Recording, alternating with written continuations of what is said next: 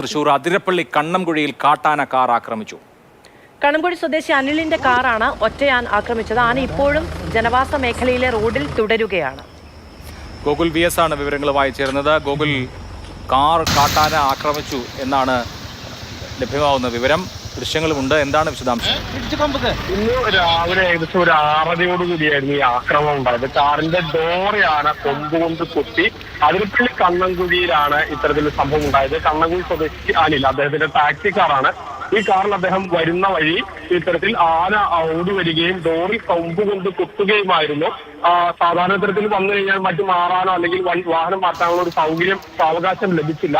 ഡോറിൽ കുത്തി വലിക്കുന്ന രീതിയിലാണ് ഉണ്ടായത്. നമുക്ക് ആ ദൃശ്യങ്ങളിൽ നിന്ന് കാണാം. അതിന്റെ പിൻഭാഗത്തെ ഡോർ പൊളിഞ്ഞിരിക്കുന്ന രീതിയിലാണ്. ആന കുത്തി ആണ് ആ ഒരു രീതിയിലേക്ക് കാറിന്റെ ഡോറ് മാറ്റിയത്.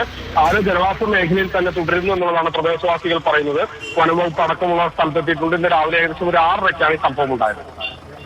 ഗോകുലാണ് വിവരങ്ങൾ നൽകിയത്. വാഹനത്തിന്റെ ഒരു അവസ്ഥ കണ്ടാൽ മനസ്സിലാകും എത്രത്തോളം, അല്ലേ? ആന കുത്തി ആണത് അങ്ങനെ പൊളിച്ചിരിക്കുന്നതെന്ന് തോന്നുന്നു ആ ദൃശ്യം കാണുമ്പോൾ. ഇപ്പോഴും ജനവാസ മേഖലയിൽ തുടരുകയുമാണ് കാട്ടുകൾ.